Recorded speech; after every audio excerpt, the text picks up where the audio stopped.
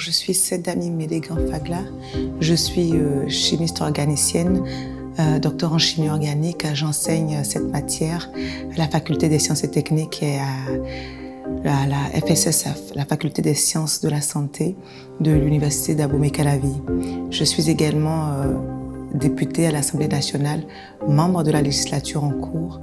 Je suis membre de la direction exécutive nationale du parti Union progressiste Le Renouveau et membre du bureau politique de ce même parti également.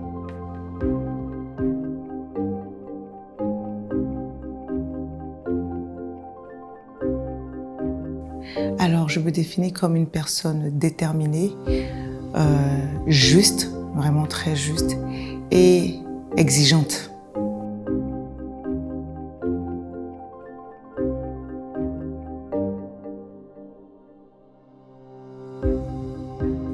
Être féministe, c'est avoir une certaine sensibilité aux causes, aux maux que la société fait vivre aux femmes en général.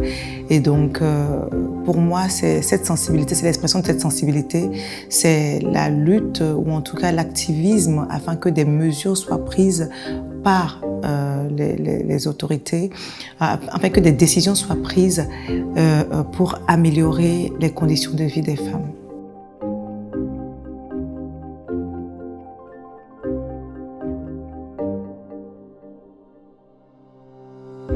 Je vous avoue franchement que j'ai réalisé ça tard.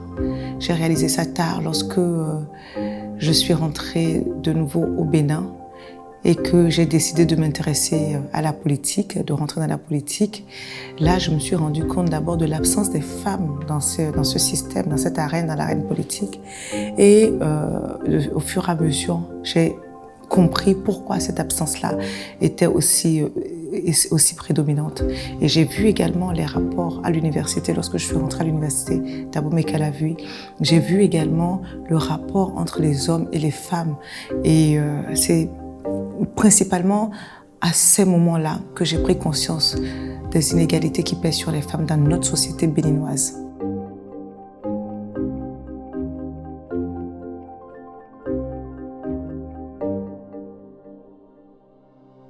Alors, il y a deux manières de porter sa voix. C'est déjà soi-même, malgré les pesanteurs, on va dire les pesanteurs qui pèsent sur les femmes, c'est de continuer à foncer, de montrer que de toute façon, la détermination finit toujours pas payée.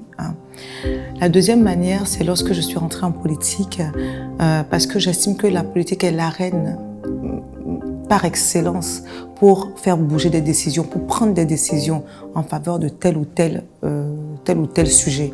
Donc c'est surtout lorsque je suis rentrée en politique que j'ai pu porter ce combat-là, en parlant davantage, en militant pour la représentation du peuple par les femmes davantage et en militant pour la mise en place de tests de loi qui permettent en fait d'avoir une certaine justice sociale dans notre pays.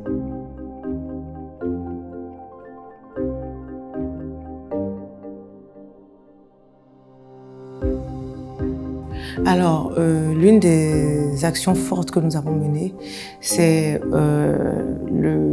l'ensemble on va dire, des actions qui ont mené à la prise de tests de loi, notamment de tests améliorant le corpus juridique à la disposition de la femme béninoise.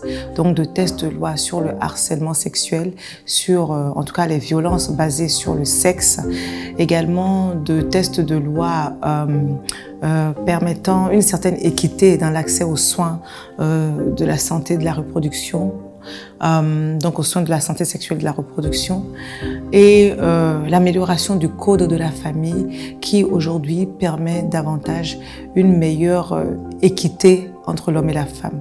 Parce que j'aime rappeler que le constituant béninois, dans la loi fondamentale, dans notre constitution, a établi que notre société sera une société égalitaire et que les hommes et les femmes seront égaux en droit.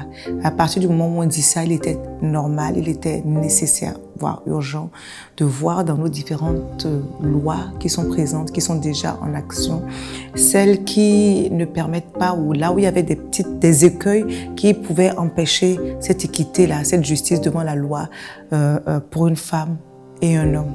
Donc, nous avons beaucoup travaillé à cela. Et puis, je pense que c'est l'action principale, une des meilleures victoires que nous avons menées, que nous avons eues en tant qu'activistes féminins. Il y a également l'institution de l'Institut national de la femme. Ça, nous le devons au gouvernement. Mais c'est c'est l'ensemble de nos plaidoyers qui ont permis de prendre en compte le fait que nous avons besoin d'un organe dédié, d'une institution dédiée spécialement à cette question-là.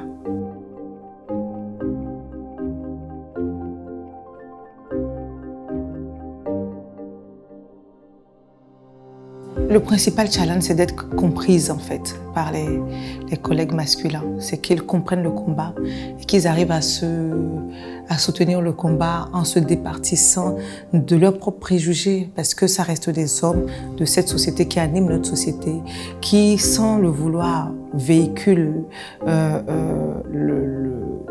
toute cette pesanteur, toutes qu'on appelle cette tradition sur le rapport entre les hommes, le rapport qui devrait être le rapport entre les hommes et la femme dans notre société. Et le combat, c'était d'être comprise par eux déjà, afin qu'ils adhèrent au combat, afin qu'ils viennent soutenir. Ce n'est pas toujours évident, je ne suis même pas sûre que c'est déjà gagné. Je ne suis même pas sûre que c'est gagné. On va dire qu'on a de petites victoires, mais de petites victoires qui correspondent à de grands résultats pour nous.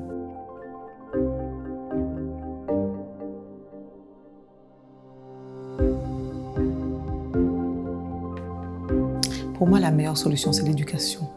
En fait, quels que soient les tests que nous allons prendre, qui seront les mesures de répression que nous allons mettre en place, quelles que soient les mesures de surveillance de notre société que nous allons prendre, quelle que soit l'énergie que nous allons mettre à vulgariser la loi, les différentes lois, il faudra un changement de mentalité. Et ce changement de mentalité viendra de deux manières. La première, en convainquant d'abord les leaders d'opinion, les chefs religieux, du bien fondé d'une certaine équité des femmes et des lois dans notre société. Donc des femmes des femmes et des hommes dans notre société.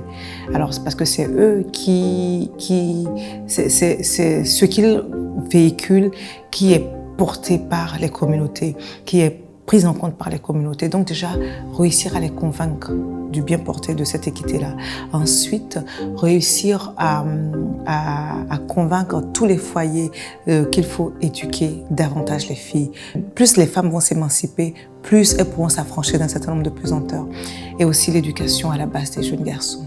C'est une question de mentalité. La mentalité, en fait, elle change depuis la base. Parce que je suis malheureuse de voir que même dans la jeune génération aujourd'hui, il y a beaucoup qui véhiculent le fait que oui, mais l'homme c'est l'homme, la femme c'est l'homme, la femme c'est la femme. Ma femme, elle doit rester à la maison me faire à manger. Dans la nouvelle génération, il y a encore de ça. Ça montre que nous ne sommes pas au bout du combat. Et que la future génération, celle qui est en train de grandir en ce moment, c'est auprès d'elle qu'il faut continuer à agir.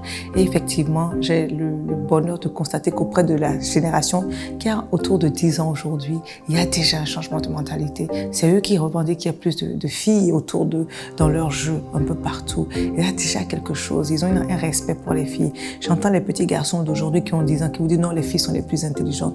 Non, mais dans ce groupe, il faut que j'invite des filles. C'est ça le changement qu'on attend. Et donc, c'est à leur niveau qu'il faudra agir davantage, encore et encore, à travers les messages que nous allons véhiculer dans la société.